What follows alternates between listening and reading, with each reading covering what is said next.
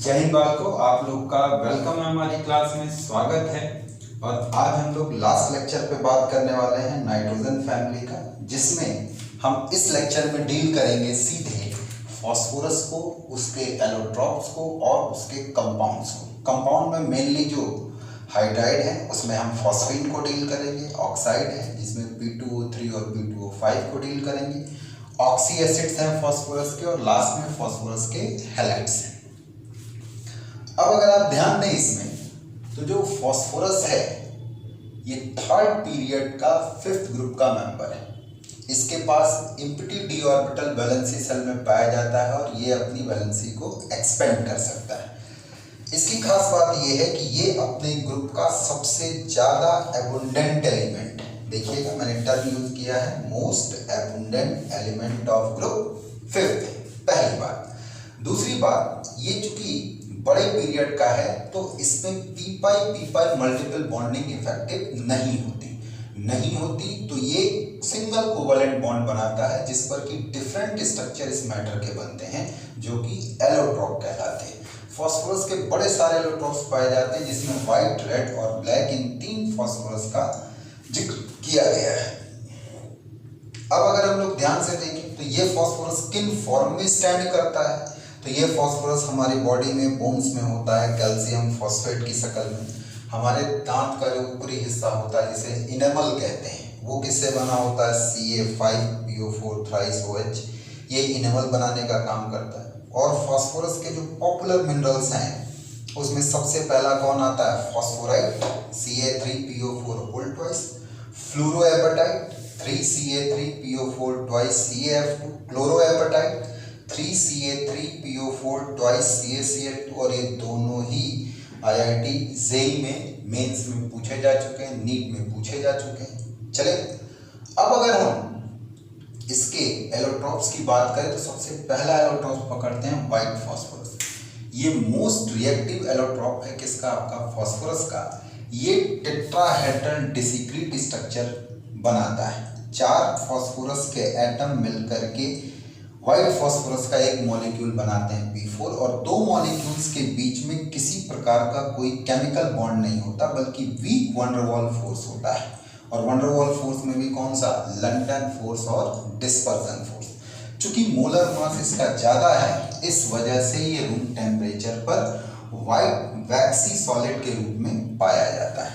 याद रहे, हम व्हाइट फास्फोरस को कभी भी ओपन एटमॉस्फेयर में नहीं रखते, क्योंकि जैसे ही आप इसको रखोगे तो एयर में मौजूद ऑक्सीजन के साथ ही अपने आप जलने लगता है और डेंस व्हाइट फ्यूम बनाता है P4O10 की। व्हाइट फास्फोरस कैम्युलेसेंस की घटना को शो करता है। साथ ही साथ यहाँ पे ये बात ध्यान रखने वाली है कि इसको स्टोर करते हैं वाटर में, फ्री एयर में इसको कभी नहीं रखते, नहीं तो ये आग पकड़ लेगा, कैच द फायर। साथ ही साथ अगर इस व्हाइट फास्फोरस के आप स्ट्रक्चर को देखें तो टेट्राहेड्रल के चारों कोनों पर 4 फास्फोरस एटम होते हैं, और हर फास्फोरस 3 साइड फास्फोरस से घिरा हुआ होता है। यहाँ पर ये 2 बॉन्ड आपको एक दूसरे से काटते हुए दिख रहे हैं, पर ये काट नहीं रहे हैं, बल्कि 2 डिफरेंट प्लेन में हैं, जो कि दूर से देखने पे लग रहा है कि काट रहे हैं, लेकिन ऐसे देखेंगे तो इनके बीच में स्पेस दिखाई पड़ेगा। हर फास्फोरस पर एक लोन पेयर होता है। इसका बॉन्ड एंगल बड़ा ही कम 60 डिग्री है, जो इसके हाइब्रिडाइजेशन को चैलेंज करता है। कहने के लिए आप कह सकते हैं कि यहाँ व्हाइट फास्फोरस में फास्फोरस का हाइब्रिडाइजेशन sp3 है, लेकिन प्रैक्टिकली बॉन्ड एंगल डाटा इसको सपोर्ट नहीं करता। बेहद स्ट्रेंड मॉलिक्यूल है, बेहद एनर्जेटिक मॉलिक्यूल है, और जैसे ही मौका मिलेगा वैसे ही रिएक्शन देगा। इसमें अगर पूछा जाए कि पेरिफेरल फास्फोरस फास्फोरस बॉन्ड कितने हैं, तो आप कहेंगे 4। पूछा जाए इस मॉलिक्यूल में टोटल फास्फोरस फास्फोरस बॉन्ड कितने हैं, तो आप कहेंगे 6। 1 2 3 4 5 और क्या आपका 6। और यहाँ जो एंगल है वो कितना है, 60 डिग्री का। फास्फोरस का अगर हम शेप बताएं यहाँ पर, तो आप कहेंगे ट्राइगोनल पिरामिडल, और अगर आप पूरे P4 मॉलिक्यूल का शेप बताएंगे तो कहेंगे टेट्राहेड्रल, है ना। टेट्राहेड्रॉन पे 4 फास्फोरस एटम स्टैंड करते हैं। इसको बनाने के लिए हम लोग 2 बड़े पॉपुलर मेथड को यूज करते हैं। एक हमारा ओल्ड मेथड है और एक हमारा न्यू मेथड है। आते हैं हम लोग इनके मेथड पर। अब अगर हम लोग व्हाइट फास्फोरस के प्रिपरेशन की बात करें तो पुराने जमाने में जो बोन एश होती थी उससे व्हाइट फास्फोरस बनाया जाता था। ओल्ड एज में जो बोन एश यानी कि हड्डियों की राख। जबकि मॉडर्न टाइम में हम कैल्शियम फॉस्फेट, सिलिका और कोक के साथ करीब करीब 1500 डिग्री सेंटीग्रेड पर हीट करते हैं तो हमको व्हाइट फास्फोरस मिलता है। पुराने ज़माने में करते क्या थे कि जो बोन एश होती है उसको हम 60% कंसनट्रेटेड सल्फ्यूरिक एसिड के साथ हीट करते थे। बनता था कैल्शियम सल्फेट जो प्रेसिपिटेट हो जाता था, और जो फिल्टर आता था जिसमें ऑर्थोफॉस्फोरिक एसिड है उसको इवोपरेट करते थे। इवोपरेट करने पर ऑर्थोफॉस्फोरिक एसिड मेटाफॉस्फोरिक एसिड में कन्वर्ट होता था, और जब हम इस मेटाफॉस्फोरिक एसिड को कोक के साथ हीट करते थे तो हमको व्हाइट फास्फोरस मिलता था इनर्ट एटमॉस्फेयर में। याद रहे ये रिएक्शन ऑक्सीजन की प्रेजेंस में नहीं कराएंगे, क्योंकि अगर ऑक्सीजन होगी तो व्हाइट फास्फोरस बर्न करके P4O10 बना देगा। मॉडर्न टाइम में हम लोगों ने करीब करीब कैल्शियम फॉस्फेट को सिलिका और कोक के साथ 1500 डिग्री टेम्परेचर पर हीट किया तो हमको क्या मिल गया, आपका व्हाइट फास्फोरस मिलता है। ये दोनों ही रिएक्शन आपको ध्यान रखनी होगी। व्हाइट फास्फोरस को अगर वाटर में डिसॉल्व करोगे तो ये डिसॉल्व नहीं होता, इनसॉल्युबल होता है, पहली बात। दूसरी बात, इसको एयर में नहीं रख सकते, इसको वाटर में ही स्टोर करते हैं। ये व्हाइट वैक्सी सॉलिड होता है, पॉइजनस होता है। हाँ, लेकिन एक बात है कि एक्वस सोडियम हाइड्रोक्साइड सोल्यूशन में ये व्हाइट फास्फोरस रिएक्ट कर जाता है, और ये रिएक्शन जो होती है डिसप्रोपियोनेशन होती है। बहुत ही इंपॉर्टेंट रिएक्शन है व्हाइट फास्फोरस की और फॉस्फीन के प्रिपरेशन की। ये दोनों जगह पे यूज की जाएगी। आप अगर यहाँ पे देखें तो ये रिएक्शन बहुत अच्छा एग्जाम्पल है किसका, डिसप्रोपियोनेशन रिएक्शन का। डिसप्रोपियोनेशन इसलिए क्योंकि पर्टिकुलर एलिमेंट दी गई रिएक्शन में अगर 3 डिफरेंट ऑक्सीडेशन स्टेट में मिले तो हम ऐसी रिएक्शन को डिसप्रोपियोनेशन रिएक्शन बोलेंगे। चलेगा? तो डिसप्रोपियोनेशन रिएक्शन का बहुत अच्छा एग्जाम्पल है। ठीक, अब बात आती है रेड फास्फोरस की। रेड फास्फोरस जो होता है वो पॉलीमरिक फॉर्म होती है। यहाँ पर कोई भी मॉलिक्यूल में वंडरवॉल फोर्स नहीं होता, बल्कि सीधे 2 P4 यूनिट जो है सिंगल कोवलेंट बॉन्ड से जुड़ी होती है। रेड फास्फोरस को व्हाइट फास्फोरस से बनाते हैं इनर्ट एटमॉस्फेयर में 573 केल्विन टेम्परेचर पर हीट करके काफी समय तक, कई दिनों तक, तब जाकर के कहीं रेड फास्फोरस बनता है। अगर हम लोग रेड फास्फोरस का स्ट्रक्चर देखें, तो वो डिफरेंट आता है व्हाइट फास्फोरस से। व्हाइट फास्फोरस में जहां 2 P4 यूनिट के बीच में वीक वंडरवॉल फोर्स था, यहां पर सीधे कोवलेंट बॉन्ड देखने को मिलेगा।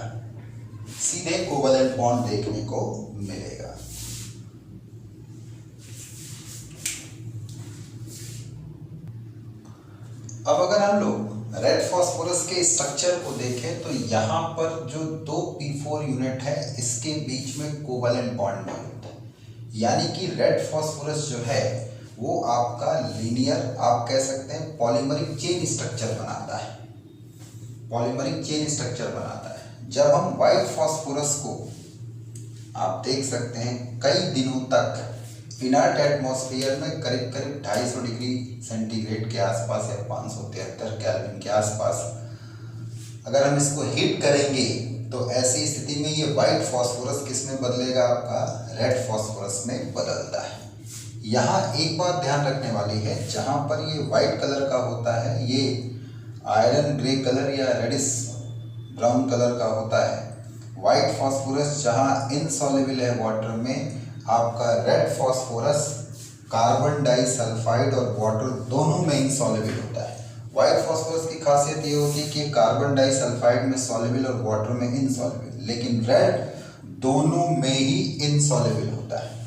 व्हाइट फास्फोरस जहाँ डार्क में ग्लो करता है और बेहद रिएक्टिव फॉर्म होती है, वहीं पर रेड फास्फोरस ना तो ग्लो करता है और काफ़ी व्हाइट फास्फोरस की तुलना में काफ़ी स्टेबल फॉर्म होती है। इसका स्ट्रक्चर टेट्राहेड्रल डिसिक्रीट स्ट्रक्चर होता है, यानी इसकी 2 p4 यूनिट में वंडर वाल फोर्स होगा। यहाँ स्ट्रक्चर पॉलीमरिक चेन स्ट्रक्चर होता है, यानी कि 2 p4 यूनिट में कौन सा बॉन्ड मौजूद होगा, कोवैलेंट बॉन्ड मौजूद होगा। चलेगा। रेड फास्फोरस से हम ब्लैक फास्फोरस पर आते हैं। जब हम रेड फास्फोरस को हाई प्रेशर पर हीट करते हैं तो ये ब्लैक फास्फोरस में कन्वर्ट होता है, और ब्लैक फास्फोरस का मोस्ट स्टेबल एलोट्रॉप है, यानी ब्लैक फास्फोरस का एंथैल्पी ऑफ फॉर्मेशन क्या होगा, आपका 0 होगा। थर्मोडायनेमिकली मोस्ट स्टेबल एलोट्रॉप है किसका, आपका फास्फोरस का। इसकी 2 बड़ी पॉपुलर फॉर्म होती है, एक अल्फा और दूसरा क्या आपका बीटा फॉर्म। अब अगर हम तीसरी एलोट्रॉपिक फॉर्म के बारे में बात करने जा रहे हैं तो वो है ब्लैक फास्फोरस। ब्लैक फास्फोरस के बारे में आप ये याद रखिएगा कि जो ब्लैक फास्फोरस है ये थर्मोडायनेमिकली मोस्ट स्टेबल एलोट्रॉप है फास्फोरस का। इसको बनाने के लिए हम करते क्या हैं कि व्हाइट फास्फोरस को अगर हाई प्रेशर पे 473 केल्विन के आसपास अगर हीट किया जाए तो ब्लैक फास्फोरस बनता है, और इस ब्लैक फास्फोरस का लेयर स्ट्रक्चर निकल करके आता है, जिसमें हर एक फास्फोरस 3 फास्फोरस एटम के साथ सिंगल कोवैलेंट बॉन्ड से जुड़ा हुआ होता है। ये एनसीईआरटी की लाइन है, ध्यान रखिए। ब्लैक फास्फोरस 2 प्रकार का होता है, एक अल्फा ब्लैक फास्फोरस और दूसरा होता है beta black phosphorus. Alpha black phosphorus तब बनता है जब हम रेड फास्फोरस को 803 केल्विन के आसपास सील ट्यूब में हीट करते हैं। तो ऐसी स्थिति में आपका जो रेड फास्फोरस है ये अल्फा ब्लैक फास्फोरस में कन्वर्ट होता है। ये जो अल्फा ब्लैक फास्फोरस है ये एटमॉस्फेयर में सबलिम कर जाता है, और ये 2 प्रकार के क्रिस्टल बना सकता है, मोनोक्लिनिक या फिर रोम्बोहेड्रल फॉर्म में क्रिस्टलाइज होता है। यहाँ एक बहुत ही इंपॉर्टेंट पॉइंट हमने अल्फा ब्लैक फास्फोरस के बारे में दिया है कि सबलिमिंग एयर, हवा में ये सबलिम कर जाएगा, मतलब बिना लिक्विड में आए वेपर में बदलने की टेंडेंसी रखता है। और दूसरी बात, does not oxidise in air, ये एयर में ऑक्सीडाइज नहीं होता। जबकि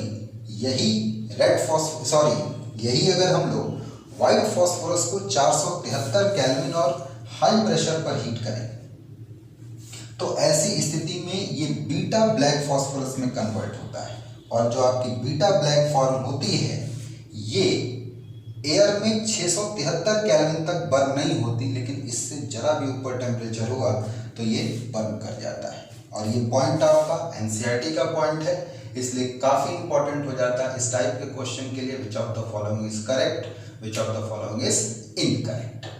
चलेगा, तो ध्यान रखेंगे इस चीज को। अब हम लोग आगे की तरफ अगर बढ़ें तो नेक्स्ट पार्ट आता है आपका फास्फोरस के कंपाउंड का। फास्फोरस और नाइट्रोजन के कंपाउंड में बेसिक अंतर है कि जहां नाइट्रोजन की वैलेंसी सेल में इम्पिटी डी ऑर्बिटल नहीं था, वहीं फास्फोरस की वैलेंसी सेल में इम्पिटी डी ऑर्बिटल है। तो फास्फोरस अपनी वैलेंसी को एक्सपेंड कर सकता है और अलग अलग एक्साइटेड स्टेट में वो कंपाउंड को बना सकता है। जैसे आप ध्यान से देखें तो अगर हम नाइट्रोजन ले लें और फास्फोरस ले लें तो नाइट्रोजन का एटॉमिक नंबर 7 है और electronic configuration 1s2 2s2 2p3। चूंकि सेकंड सेल इसकी वैलेंसी सेल है और इसमें डी एटॉमिक ऑर्बिटल नहीं है, तो आप देखेंगे कि नाइट्रोजन के केवल 4 ऑर्बिटल ही बॉन्डिंग में पार्टिसिपेट करेंगे। कितने इलेक्ट्रॉनों के साथ? 5। तो मैक्सिमम ये 4 कोवैलेंट बॉन्ड बना सकता है, 3 बाय द शेयरिंग और 1 बाय द कोऑर्डिनेशन। ठीक है, ये जो होगा आपका 3 कोवैलेंट बॉन्ड और 1 क्या आपका कोऑर्डिनेट बॉन्ड। लेकिन आप विचार करिए, यहीं पर अगर हम फास्फोरस लेकर के चले तो फास्फोरस के पास टोटल 15 इलेक्ट्रॉन होते हैं और इसकी वैलेंसी सेल दूसरी ना होकर के तीसरी होती है। ऐसे अगर तीसरी सेल है तो उसमें डी सब सेल भी होगा, जबकि ग्राउंड स्टेट में इसके इलेक्ट्रॉन अगर आप ध्यान से देखें तो किस सेल में ही हैं, किस सब सेल में है? एस और पी में है, और किस में नहीं है? आपका डी में नहीं है। अब अगर हम इसका ग्राउंड स्टेट कॉन्फ़िगरेशन देखें तो 3s सब सेल में 2 इलेक्ट्रॉन, 3p सब सेल में 3 इलेक्ट्रॉन और 3d सब सेल इसकी पूरी की पूरी खाली पड़ी हुई है। ऐसे ये 3d सब सेल पूरी की पूरी खाली है। तो ये इसका ग्राउंड स्टेट कॉन्फ़िगरेशन हुआ, यानी ग्राउंड स्टेट में ये मैक्सिमम कितने बॉन्ड बना सकता है? 4, 3 कोवैलेंट बॉन्ड और 1 कोऑर्डिनेट बॉन्ड। लेकिन अगर ये अपनी एक्साइटेड स्टेट में आया, तो एक्साइटेड स्टेट में आने का मतलब ये है कि s का एक इलेक्ट्रॉन किस में जा सकता है? d में जा सकता है। तो ऐसी स्थिति में 3s 3p और क्या आपका 3d। तो यहां पर अब जो इलेक्ट्रॉन बचेंगे वो एक इलेक्ट्रॉन बचेगा, यानी 5 अनपेयर्ड इलेक्ट्रॉन आ गया। तो आप ये कह सकते हैं कि फास्फोरस अपनी फर्स्ट एक्साइटेड स्टेट में कितने बॉन्ड बना सकता है? 5। तो ये बात ध्यान रखना। और ये एक्साइटेशन क्यों हो गया? क्योंकि इसके पास d एटॉमिक ऑर्बिटल एम्प्टी था। ये एक्साइटेशन नाइट्रोजन में क्यों नहीं हुआ? क्योंकि नाइट्रोजन में d एटॉमिक ऑर्बिटल नहीं था। अगर मैं कहूं कि नाइट्रोजन NCl5 बना सकता है तो नहीं, क्योंकि 5वां बॉन्ड नहीं बनेगा। लेकिन फास्फोरस PCl5 बना सकता है, बिल्कुल, क्योंकि 5वां बॉन्ड बनाने के लिए d एटॉमिक ऑर्बिटल होगा। मैं कहूं क्या नाइट्रोजन sp3d या sp3d2 टाइप हाइब्रिडाइजेशन यूज कर सकता है? नहीं, क्योंकि ये है ही नहीं। जबकि फास्फोरस में अगर बात की जाए यूज कर सकता है, तो मैं कहूंगा बिल्कुल यूज कर सकता है, क्योंकि ये अपनी बॉन्डिंग में वैलेंसी सेल के एम्प्टी d ऑर्बिटल का इस्तेमाल कर लेगा। चल जाएगा। तो शुरू करें कंपाउंड फास्फोरस के। चलिए पहले कंपाउंड पर आते हैं, फॉस्फीन पर आते हैं। अब अगर हम लोग फॉस्फीन की बात कर रहे हैं, तो फॉस्फीन जो होती है वो कलरलेस रोटन स्मेल होती है, रोटन फिश लाइक स्मेल होती है, सड़ी हुई मछली की गंध होती है इसकी। सबसे पहली बात तो आप ये दिमाग में रखते हैं। बाकी फॉस्फीन का बड़ा सारा यूज होता है स्मोक स्क्रीन क्रिएट करने में या होम सिग्नल में। एक्चुअल में होम सिग्नल्स के लिए हम रॉड बनाते हैं जिसमें कैल्शियम कार्बाइड और कैल्शियम फॉस्फाइड होता है, और इस रॉड को हम लोग तोड़ करके समुद्र के पानी में फेंकेंगे तो बड़ी तेज व्हाइट कलर की फ्यूम बनती है, स्मोक स्क्रीन इसको बोलते हैं। और ये सिग्नल का काम करता है ताकि ये पता चल सके कि जो नाव पर या जहाज पर लोग हैं वो मुसीबत में हैं और दूसरे लोग उनकी मदद को आ सके। तो कई बार ये होम सिग्नल पूछा भी जा चुका है नीट में। अगर हम फॉस्फीन की बात करें तो इसका जो स्ट्रक्चर है वो आप कह सकते हैं कि नियर टू टी शेप या डिस्टॉर्टेड टी शेप के करीब पहुंच जाएगा। ये कारण ये होता है कि फास्फोरस बड़े साइज का होने पर इसका हाइब्रिडाइजेशन लगभग sp3 होता है, क्योंकि बॉन्ड एंगल डाटा सपोर्ट नहीं कर रहा। आप देखिए 93.6 डिग्री के आसपास है, जो ये बताता है कि ये near two orbitals 2p orbital के बीच का बॉन्ड एंगल है। अगर आप फॉस्फीन को अमोनिया से कंपेयर कर दें तो आपको बड़े इंटरेस्टिंग फैक्ट यहाँ पर देखने के लिए मिलेंगे। ऐसे बड़े इंटरेस्टिंग फैक्ट देखने के लिए मिलेंगे। ये जो बॉन्ड एंगल है वो 107 डिग्री है, तो यहाँ ये 93.6 डिग्री है। ये जो आपका लोन पेयर है, यहाँ अगर हम इसे sp3 हाइब्रिडाइज ऑर्बिटल में रखा हुआ मानते हैं तो यहाँ ये 3p ऑर्बिटल 3s ऑर्बिटल में रखा हुआ मानते हैं। तो ये न्यूक्लियस से दूर है, नतीजा ये आसानी से डोनेट नहीं हो सकता, ये आसानी से डोनेट हो सकता है। सो ये कैसा हो गया? बेसिक।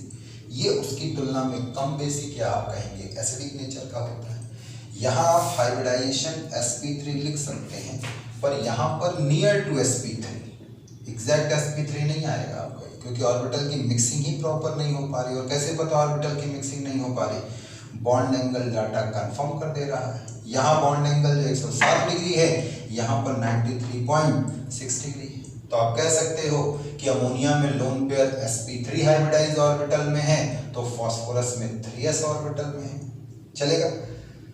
यहाँ पे भले ये बॉन्ड नॉन पोलर है, लेकिन केमिकल स्पीसीज पोलर है, और इसके पीछे रीजन इस लोन पेयर का होना है। ठीक है। डिस्टॉर्टेड पिरामिडल या डिस्टॉर्टेड टी शेप या नियर टू टी शेप, ऐसे शेप इसको बोले जाते हैं। अब अगर इसके हम प्रिपरेशन और प्रॉपर्टीज की बात करें तो फॉस्फीन जो होती है इसको कई मेथड से बनाया जाता है, जैसे कि कैल्शियम फॉस्फाइड जो कि आयनिक सॉल्ट होते हैं, इनकी हाइड्रोलिसिस या एसिडिफिकेशन कराइए। आप हाइड्रोलिसिस कराएंगे तब भी फॉस्फीन निकलेगी, डाइल्यूट HCl से ट्रीट करेंगे तब भी फॉस्फीन निकलेगी, और बाई प्रोडक्ट में कैल्शियम हाइड्रोक्साइड बनेगा। इसी तरीके से एल्युमिनियम फॉस्फाइड की भी अगर आप हाइड्रोलिसिस करा देंगे तो फॉस्फीन बनेगी। लैब मेथड जो होता है उसमें हम वाइट फॉस्फोरस को NaOH के साथ इन प्रेजेंस ऑफ वाटर अगर रिएक्ट कराते हैं तो फॉस्फीन बनती है, और साथ में क्या बाहर निकलता है, सोडियम हाइपोफॉस्फाइड, जिसमें फॉस्फोरस का ऑक्सीजन नंबर क्या है आपका +1 है। फॉस्फीन लेस बेसिक होती है, तो इसका ये बेसिक कैरेक्टर बड़े स्ट्रॉन्ग एसिड के साथ ही देखने को मिलेगा, जैसे HBr और क्या चीज़ आपका HI, ये इनके साथ फॉस्फोनियम सॉल्ट बनाएगा।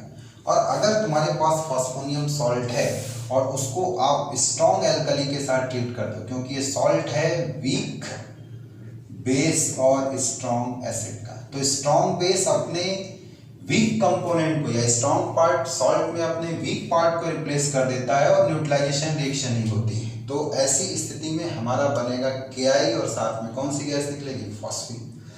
फॉस्फीन वैसे जलती नहीं है, लेकिन 150 डिग्री टेम्परेचर या उसके ऊपर के टेम्परेचर पर फॉस्फीन ऑक्सीजन के साथ जल करके ऑर्थोफॉस्फोरिक एसिड बनाएगा।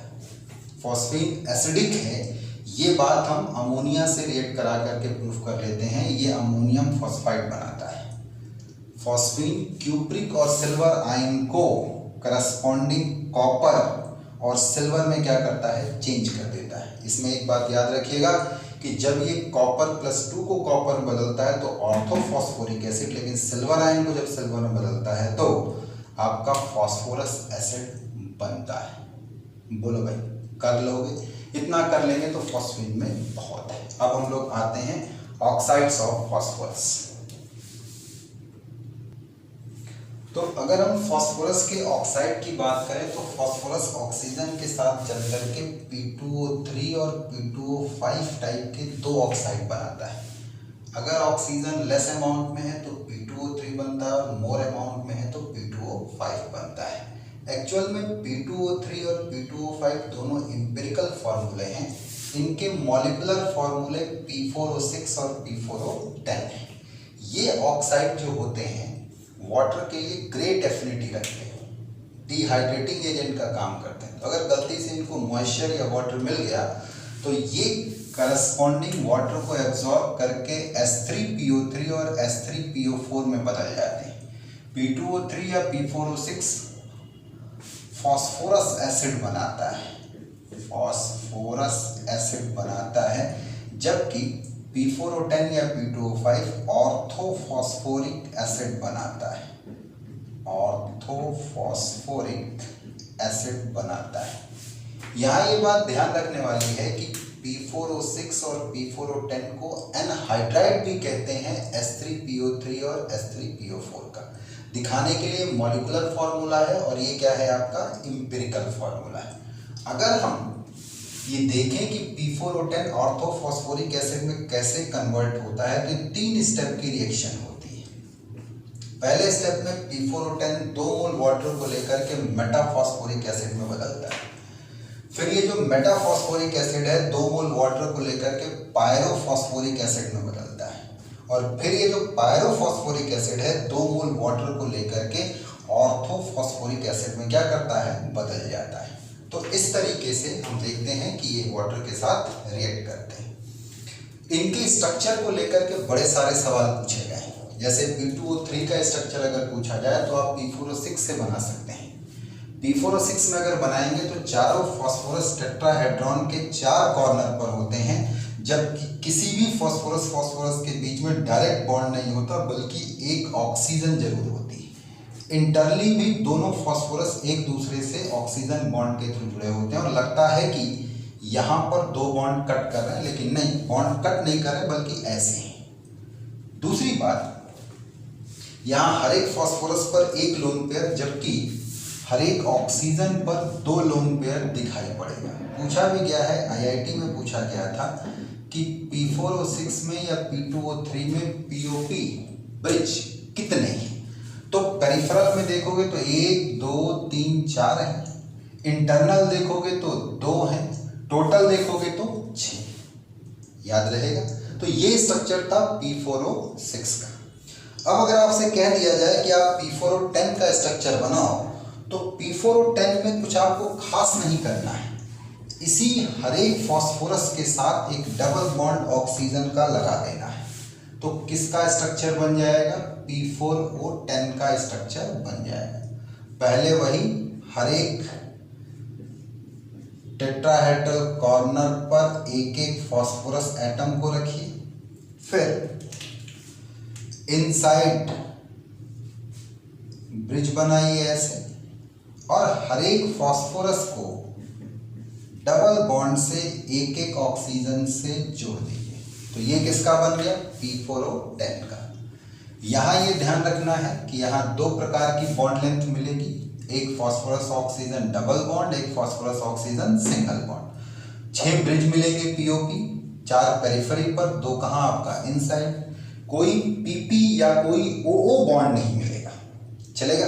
कोई भी पीपी या कोई भी ओ बॉन्ड नहीं मिलेगा। और हर एक फॉस्फोरस 4 ऑक्सीजन से क्या होगी? आपका सराउंडेड होगी। हर एक फॉस्फोरस का हाइब्रिडाइजेशन निकालोगे तो वो sp3 तुमको दिखाई पड़ेगा। हर ऑक्सीजन 2 लोन पेयर रखेगी। 4 ऑक्सीजन आप कह सकते हैं रिंग के बाहर होगा, 4 ऑक्सीजन पेरिफेरी पर होगा, 2 ऑक्सीजन इनसाइड होगा। क्लियर है हमारी बात? तो ये थोड़ा सा P4O10 के स्ट्रक्चर के बारे में है जो अक्सर सवाल आ जाता है, तो आप इसको बता सकते हैं। अब कुछ अगर हम केमिकल रिएक्शन से इसकी डील करें, थोड़ी सी केमिकल रिएक्शन को डील करें। अब अगर हम P4O10 की रिएक्शंस की बात करें तो सबसे पहले इसको बनाते कैसे हैं, तो हम लोग P4O6 लें, फॉस्फोरस को ऑक्सीजन के साथ बर्न करेंगे P4O6, और फर्दर ऑक्सीजन के साथ बर्न करने पर P4O10 बनता है। यही P4O6 वाटर के साथ फॉस्फोरस एसिड देगा H3PO3, जिसमें फॉस्फोरस +3 ऑक्सीडेशन स्टेट में होता है। ये एनहाइड्राइड है ऑर्थोफॉस्फोरिक एसिड का। नतीजा P4O10 को वाटर में डिसॉल्व करने पर ऑर्थोफॉस्फोरिक एसिड बनता है। P4O10 एसिडिक होता है, नतीजा ये बेसिक ऑक्साइड के साथ सॉल्ट का फॉर्मेशन करेगा। ये डिहाइड्रेटिंग एजेंट होता है, तो एसिटिक एसिड के साथ ये एसिटिक एनहाइड्राइड और साथ में मेटाफॉस्फोरिक एसिड देता है। एमाइड के साथ ये साइनाइड और मेटाफॉस्फोरिक एसिड देगा। सल्फ्यूरिक एसिड के साथ SO3 और मेटाफॉस्फोरिक एसिड देगा। नाइट्रिक एसिड के साथ N2O5 और मेटाफॉस्फोरिक एसिड देगा। कोक के साथ अगर हीट कर दोगे तो P4 और क्या दे देगा? Carbon monoxide. तो ये कुछ रिएक्शन थी P4O10 की। अब हम लोग डील करेंगे ऑक्सी एसिड्स ऑफ फॉस्फोरस। तो अगर हम लोग ऑक्सा एसिड ऑफ फॉस्फोरस पर आए तो वो फॉस्फोरस के कंपाउंड जिसमें कि फॉस्फोरस OH बॉन्ड रखता है वो ऑक्सा एसिड कहलाते हैं। इसमें सबसे पहला है H3PO2, जिसका कॉमन नेम है फॉस्फिनिक एसिड, INIC एसिड, या इसको कॉमनली हम लोग कहते हैं हाइपोफॉस्फोरस एसिड, हाइपोफॉस्फोरस एसिड।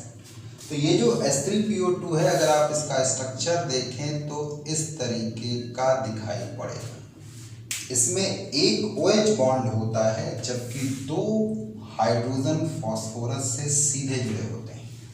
तो याद रहे, इन ऑक्सी एसिड में जो हाइड्रोजन ऑक्सीजन से जुड़ा हुआ होगा केवल वो डिस्प्लेसेबल होगा, यानी कि H3PO2 में एक डिस्प्लेसेबल हाइड्रोजन मौजूद है, यानी ये मोनोबेसिक एसिड है, जबकि 2 हाइड्रोजन नॉन डिस्प्लेसेबल है, ये एसिडिक कैरेक्टर को शो नहीं करेंगे। इनकी वजह से आपको रिडॉक्स रिएक्शन मिलेगी, लेकिन न्यूट्रलाइजेशन नहीं मिलेगा। ये बात आपको अपने दिमाग में रखना है। और ये जो दोनों हाइड्रोजन है, ये आसानी से मॉलिक्यूल को छोड़ करके जा सकता है, यानी हाइड्रोजन का निकलना ऑक्सीडेशन होगा और इसलिए ये compound as a reducing agent काम कर सकता है। तो ये याद रखिए आप कि जो फॉस्फेनिक एसिड होता है, हाइपोफॉस्फोरस एसिड होता है, इसमें फॉस्फोरस +1 ऑक्सीडेशन स्टेट में मिलता है, 2 हाइड्रोजन नॉन एसिडिक होती है, 1 हाइड्रोजन एसिडिक होती है। ये मोनोबेसिक एसिड होता है। और ये बनता कैसे है, इसकी रिएक्शन हम लोगों ने कई बार पढ़ रखी है कि जब हम व्हाइट फॉस्फोरस का रिएक्शन NaOH और वाटर के साथ कराते हैं तो हमको फॉस्फीन मिलता है, साथ में मिलता है सोडियम हाइपोफॉस्फाइड। इसी सोडियम हाइपोफॉस्फाइड का प्रोटिक वर्कअप करने पर, एसिडिफिकेशन करने पर, स्ट्रॉन्ग एसिड से ट्रीटमेंट करने पर हमको हाइपोफॉस्फोरस एसिड या फॉस्फेनिक एसिड मिलेगा। चलेगा। अगला आते हैं हम लोग, सेकंड आते हैं हम लोग H3PO3। इसको हम लोग कहते हैं फॉस्फोनिक एसिड, ये इसका कॉमन नेम है। तो पहले वाला इसमें क्या अंतर है, पहले वाला फॉस्फेनिक था, ये फॉस्फोनिक है, वो शब्द यहाँ पे विशेष है। दूसरी बात, अगर इसका हम नाम रखें तो इसका नाम होगा फॉस्फोरस एसिड, फॉस्फोरस एसिड। और इसका अगर आप स्ट्रक्चर देखेंगे तो इसके स्ट्रक्चर में 2 हाइड्रोजन आपको डिस्प्लेसेबल मिलेगा। ध्यान दीजिएगा, यहाँ 2 हाइड्रोजन डिस्प्लेसेबल है, यानी ये डाई बेसिक एसिड है। इसमें 1 हाइड्रोजन सीधे फॉस्फोरस से जुड़ा हुआ है और ये एसिडिक हाइड्रोजन नहीं है। इसको अगर आपको बनाना है तो आप P2O3 को अगर वाटर के साथ ट्रीट करेंगे तो H3PO3 बनेगा, क्योंकि P2O3 को एनहाइड्राइड कहते हैं, किसका, फॉस्फोरस एसिड का। चल जाएगा। यहाँ इसका ऑक्सीडेशन नंबर +3 है। अब हम लोग आते हैं नेक्स्ट H4P2O5 या पायरोफॉस्फोरस एसिड पर। तो अगर हम लोग H4P2O5 पर आए तो इसका स्ट्रक्चर बड़ा इंटरेस्टिंग है, आप ध्यान दें। फॉस्फोरस ऑक्सीजन फॉस्फोरस बॉन्ड इसमें पाया जाता है और हर फॉस्फोरस से 2 OH, हर फॉस्फोरस से आप ये कहेंगे कि 2 OH जो होगा वो जुड़ेगा और साथ ही साथ यहाँ पर 2 हाइड्रोजन इससे आकर के जुड़ती है, ऐसे ऐसे। चलेगा। तो आप ये देख सकते हैं कि इसको अगर आपको बनाना है, H4P2O5 को बनाना है या पायरोफॉस्फोरस एसिड को बनाना है, तो हम लोग PCl3 का रिएक्शन कराते हैं H3PO3 के साथ। PCl3 जब H3PO3 के साथ रिएक्ट करता है तो ऐसी स्थिति में हमारा पायरोफॉस्फोरस एसिड बनता है। इसमें ये बात ध्यान रखनी है कि इस एसिड का जो नेचर होगा वो डाई बेसिक होगा। यहाँ 2 हाइड्रोजन डिस्प्लेसेबल है ये, और इसी एसिड में 2 हाइड्रोजन नॉन डिस्प्लेसेबल है जो कि फॉस्फोरस से डायरेक्टली अटैच है। इसके अंदर फॉस्फोरस डायरेक्ट लिंकेज नहीं है, इसके अंदर फॉस्फोरस ऑक्सीजन फॉस्फोरस क्या है आपका लिंकेज मौजूद है। यहाँ पर 2 हाइड्रोजन अगर रिलीज होने वाली है तो 2 हाइड्रोजन रिलीज होने वाली नहीं है। क्लियर है हमारी बात। अगला हम लोग आते हैं हाइपोफॉस्फोरिक एसिड पर। तो जब हम हाइपोफॉस्फोरिक एसिड पर आएंगे, हाइपोफॉस्फोरिक एसिड पर जब हम लोग आएंगे तो उसका स्ट्रक्चर कुछ इस तरीके से बनता है। ध्यान दें आप, फॉस्फोरस ऑक्सीजन और साथ में OH ग्रुप ऐसे।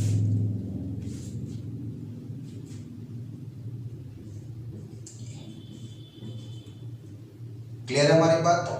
तो यहां पर H4P2O6 या हाइपोफॉस्फोरिक एसिड का ये स्ट्रक्चर है। इसमें ये बात ध्यान रखिएगा कि इसमें चारों हाइड्रोजन डिस्प्लेसेबल है, यानी ये टेट्रा बेसिक एसिड है, टेट्रा बेसिक एसिड है। इसके अंदर फॉस्फोरस डायरेक्ट बॉन्ड मौजूद है, इसके अंदर पीओपी बॉन्ड नहीं मौजूद है, फास्फोरस ऑक्सीजन फास्फोरस बॉन्ड नहीं है। साथ ही साथ यहाँ पर ये बनता है जब हम रेड फास्फोरस को एल्कली के साथ ट्रीट करते हैं तो हमारा ये एसिड पहले सॉल्ट बनेगा, उसका एसिडिफिकेशन करेंगे तो हाइपोफॉस्फोरिक एसिड बनता है। यहाँ अगर आप ऑक्सीडेशन नंबर फास्फोरस का देखेंगे तो बड़ा इंटरेस्टिंग ऑक्सीडेशन नंबर है, ऑड ग्रुप का मेंबर है, पर ये इवन ऑक्सीडेशन नंबर को क्या करेगा, आपका शो करेगा। +4 की ऑक्सीडेशन स्टेट इसमें देखने को मिलती है। चलेगा। अब अगर हम लोग आए ऑर्थोफॉस्फोरिक एसिड पर, तो ऑर्थोफॉस्फोरिक एसिड तो बड़ा ही पॉपुलर है। इसके अंदर तीनों हाइड्रोजन डिस्प्लेसेबल होती हैं। यहाँ पर अगर हम इसका स्ट्रक्चर देखेंगे, ऑर्थोफॉस्फोरिक एसिड का स्ट्रक्चर देखेंगे तो ये टेट्राहेड्रल स्ट्रक्चर में पाया जाता है। तगड़ी हाइड्रोजन बॉन्डिंग शो करेगा क्योंकि इन सब में OH ग्रुप पाया जाता है, विस्कस होते हैं, हाई बॉइलिंग पॉइंट होते हैं। यहाँ पर ये बड़ा इंटरेस्टिंग फैक्ट है कि तीनों हाइड्रोजन क्या है, आपका डिस्प्लेसेबल है। तीनों हाइड्रोजन इसमें जो होता है वो डिस्प्लेसेबल होता है। और इसको बनाने का तरीका सबसे अच्छा है कि जो P4O10 है इसकी हाइड्रोलिसिस करा दो तो आफ्टर कंप्लीट हाइड्रोलिसिस हमको ऑर्थोफॉस्फोरिक एसिड मिल जाता है। क्लियर है हमारी बात।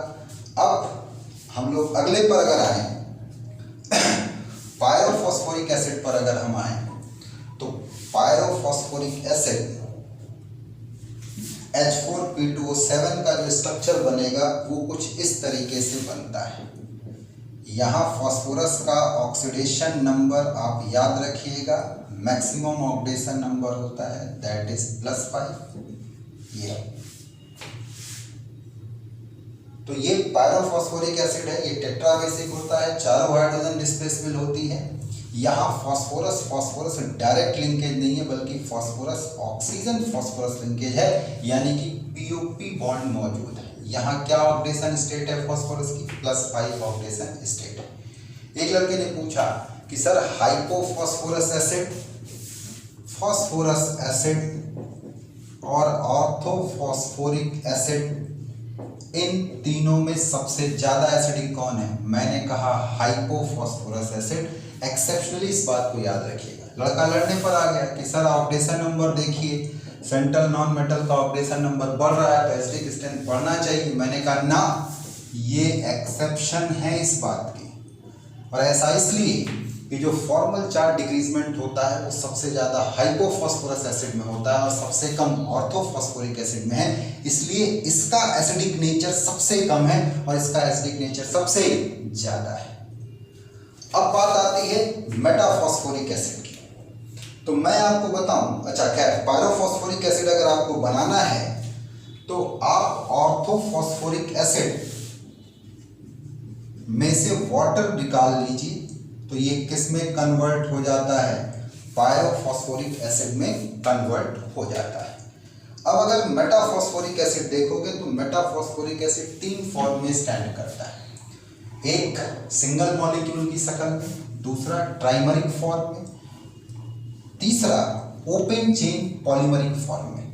ये 3 अलग अलग फॉर्म में स्टैंड करता है।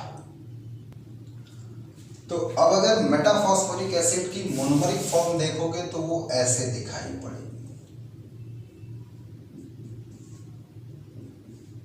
ये अगर तुम इसकी ट्राइमरिक साइक्लिक फॉर्म देखोगे जो एम्स, नीट, IIT में पूछा भी जा चुका है, तो उसमें आपको इस तरीके से 3 फास्फोरस 3 ऑक्सीजन के साथ हेक्सागोनल रिंग बनाता हुआ दिखाई पड़ेगा। 3 फास्फोरस 3 ऑक्सीजन के साथ हेक्सागोनल रिंग बनाता हुआ दिखाई पड़ेगा ऐसे। हर एक फास्फोरस एक डबल बॉन्ड और एक OH रखेगा ऐसे। ये यानी ट्राइमरिक फॉर्म जो होती है वो आप कह सकते हैं ट्राइबेसिक होती है, 3 हाइड्रोजन डिस्प्लेसेबल हो सकते हैं। इस रिंग में हेट्रोसाइक्लिक रिंग होती है। कोई भी फास्फोरस या ऑक्सीजन डायरेक्ट बॉन्ड नहीं होता, इसमें पीओपी ब्रिज पाए जाते हैं। संख्या में कितने होते हैं? 3। हर एक फास्फोरस 4 ऑक्सीजन से घिरा हुआ होता है। जबकि अगर ओपन चेन वाला स्ट्रक्चर इसका बनाओ तो बड़ा इंटरेस्टिंग स्ट्रक्चर बनता है, P double bond O OH O O फिर P, और याद रखना है यहाँ OH यहाँ डबल बॉन्ड O, फिर P यहाँ O यहाँ OH O, और ऐसे करके मामला बढ़ता जाएगा। तो ये ओपन चेन पॉलीमरिक फॉर्म है, open chain polymeric form metaphosphoric acid की। ये साइक्लिक है और ये मोनोमरिक फॉर्म है। तो तीनों स्ट्रक्चर को बड़े ध्यान से देखिएगा। मोनोमरिक फॉर्म मोनोबेसिक होती है क्योंकि एक ही हाइड्रोजन इसमें डिस्प्लेसबल मिलता है। साइक्लिक में 3, और ये हेट्रोसाइक्लिक रिंग बनाता है 6 एलिमेंट की, जिसमें कि फास्फोरस ऑक्सीजन फास्फोरस ब्रिज पाए जाते हैं। 3 पीओपी ब्रिज होते हैं। हर एक फास्फोरस 4 साइड किससे घिरी होती है? ऑक्सीजन से घिरी होती है, और इसका ऑक्टेशन नंबर +5 होता है हर एक फास्फोरस का, और हर एक फास्फोरस पर एक डिस्प्लेसबल हाइड्रोजन मौजूद होता है ट्राइमरिक फॉर्म में। लेकिन अगर ओपन चेन पॉलीमरिक फॉर्म देखें तो यहाँ OH ग्रुप एक दूसरे से ट्रांस कंडीशन में होते हैं, और यहाँ क्या शो कर सकते हैं? हाइड्रोजन बॉन्डिंग को शो कर सकते हैं। यहाँ भी फास्फोरस 4 ऑक्सीजन से घिरी होती है, और ये ओपन चेन पॉलीमरिक स्ट्रक्चर होता है। बोलो भाई, कर लोगे कि नहीं? कोई दिक्कत? आते हैं हम लोग फास्फोरस के हैलाइड्स पर। तो बालकों, हम लोग हैलाइड्स ऑफ फास्फोरस पे बात करने जा रहे हैं। अगर हम हैलाइड पर बात करने जाएं तो फास्फोरस मुख्य रूप से 2 प्रकार के हैलाइड बनाता है, एक ट्राई हैलाइड और एक पेंटा हैलाइड। चूंकि हैलोजन मोनोवेलेंट बॉन्ड बनाएगा तो ये ट्राईवेलेंट और ये पेंटावेलेंट। ट्राईवेलेंट में हम चारों प्रकार का देखते हैं, फ्लोराइड, क्लोराइड, ब्रोमाइड, आयोडाइड। पेंटा हैलाइड में एक गायब होता है, आयोडीन। क्यों? आयोडीन बड़े साइज का होने की वजह से स्टेरिक रिपल्सन क्रिएट करता है, इस वजह से ये स्टेबल नहीं होता। हाँ, क्लोराइड, ब्रोमाइड और फ्लोराइड आमतौर पे मिलते हैं। अब अगर हम ध्यान से देखें तो इनका यूज हम ऑर्गेनिक में खूब जम के करते हैं एज ए हैलोजनेटिंग रीजेंट। अल्कोहल को, कार्बोक्सिलिक एसिड को, कार्बोनिल कंपाउंड को हैलाइड में कन्वर्ट करने के लिए। अब अगर हम PCl3 का स्ट्रक्चर देखें थोड़ा सा, तो PCl3 फास्फोरस ट्राइक्लोराइड जो है एक ही टाइप के फास्फोरस क्लोरीन बॉन्ड रखता है। sp3 हाइब्रिडाइज सेंट्रल एटम होगा, इसका नॉन प्लेनर स्ट्रक्चर होता है, और चूंकि हाइब्रिडाइजेशन इफेक्टिव है टर्मिनल इलेक्ट्रोनेगेटिव एलिमेंट होने की वजह से, तो शेप इसका ट्राइगोनल पिरामिडल होता है। इसका lone pair sp3 hybridise orbital में होगा, और बॉन्ड एंगल करीब करीब 160 डिग्री के आसपास आता है। लेकिन अगर आप यही PCl5 के स्ट्रक्चर को डिस्कस करने चलोगे तो ये बड़ा ही इंपॉर्टेंट स्ट्रक्चर है, कई बार हर नीट IIT PMT सब में पूछा जाता है। सबसे बड़ी खास बात तो ये कि ये 2 फॉर्म में स्टैंड करेगा, एक मॉलिक्यूलर फॉर्म में और दूसरा सॉलिड फॉर्म में। मॉलिक्यूलर फॉर्म में ये जो होता है ट्राइगोनल बाइपिरामिडल शेप का होता है, जिसमें सेंट्रल एटम sp3d हाइब्रिडाइजेशन पर है। पर है क्या कि जो 5 हाइब्रिड ऑर्बिटल हैं वो एक साइज के नहीं होते। इसमें 3 इक्वेटोरियल हाइब्रिड ऑर्बिटल छोटे होते हैं और 2 एक्सियल हाइब्रिड ऑर्बिटल बड़े होते हैं। इक्वेटोरियल S और P के मिक्सिंग से बनते हैं, और एक्सियल PZ और DZ के मिक्सिंग से बनते हैं। इसलिए सेम टाइप का टर्मिनल एटम लेने के बावजूद इस मॉलिक्यूल में 2 अलग अलग टाइप की बॉन्ड लेंथ पाई जाती है। एक्सियल बड़ी बॉन्ड होती है और इक्वेटोरियल छोटी बॉन्ड होती है। जैसे यहाँ पर ये बॉन्ड जो है बनाने के लिए फास्फोरस अपने PZ DZ square hybrid orbital का इस्तेमाल कर रहा है, जबकि हैलोजन अपने P ऑर्बिटल का इस्तेमाल कर रहा है। चूंकि ये बड़े साइज का है तो ये ओवरलैप्ड एरिया बड़ा होगा और बॉन्ड लेंथ बड़ी होगी। लेकिन अगर यही इक्वेटोरियल बॉन्ड को देखा जाए तो फास्फोरस sp2 हाइब्रिडाइज ऑर्बिटल का इस्तेमाल करेगा और हैलोजन P ऑर्बिटल का। चूंकि छोटे ऑर्बिटल हैं तो बॉन्ड लेंथ भी छोटी होगी। ध्यान रहेगा। आपको एक बात यहाँ और भी ध्यान रखनी है कि जो अगर यही हैलाइड पेंटा हैलाइड सॉलिड में लिए जाए तो ये डिफरेंट प्रकार के कैटायन और एनायन से मिलकर के बने होते हैं। जैसे PCl5 अगर सॉलिड में है तो PCl4+ और PCl6- से मिलकर बनता है, जो कि PCl4 टेट्राहेड्रल यूनिट है और PCl6 ऑक्टाहेड्रल यूनिट है। जबकि PBr5 या PI5 अगर स्टैंड करे तो ये टेट्राहेड्रल यूनिट और एनायनिक पार्ट में होता है, ये भी टेट्राहेड्रल यूनिट और एनायनिक पार्ट में होता है। अब हम लोग इसकी रिएक्शन को देखेंगे तो जो भी फास्फोरस के हैलाइड होते हैं बड़े अच्छे हैलोजेनेटिंग एजेंट के रूप में ट्रीट किए जाते हैं ऑर्गेनिक केमिस्ट्री में।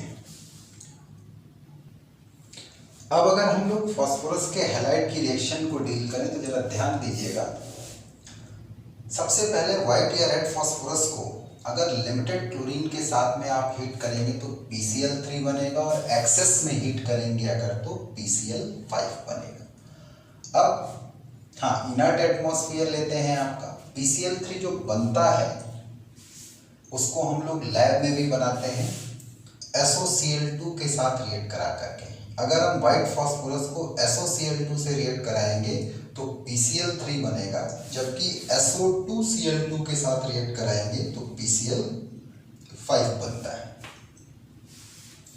इस रिएक्शन की खासियत ये है कि ये भी हैलोजेनेटिंग रीजेंट है, ये भी हैलोजेनेटिंग रीजेंट है, और इस रिएक्शन के थ्रू एक हैलोजेनेटिंग रीजेंट दूसरे हैलोजेनेटिंग रीजेंट में कन्वर्ट होता है। एक बात याद रखिएगा कि जो ये PCl3 बनता है, अगर आप इसकी हाइड्रोलिसिस करा देंगे तो फास्फोरस एसिड बनेगा H3PO3, और अगर आपने SO3 के साथ ट्रीट किया तो POCl3 और क्या बनेगा SO2, और यही PCl3 फर्दर अगर क्लोरीन के साथ ट्रीट किया जाए तो ये PCl5 देता है। PCl5 ज़्यादा पॉपुलर है, हैलोजेनेटिंग रीजेंट के रूप में इस्तेमाल किया जाता है।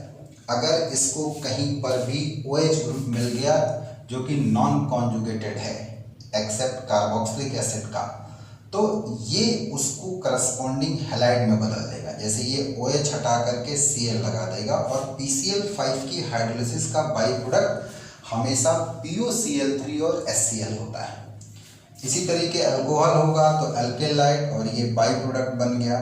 एल्डिहाइड या कीटोन है तो जरा संभलने की जरूरत है। एल्डिहाइड और कीटोन में ये जेम डाई हैलाइड बनाता है। क्या बनाता है? जेम डाई हैलाइड बनाता है, और ये रिएक्शन हम डिस्कस भी करेंगे आपको आगे ऑर्गेनिक में।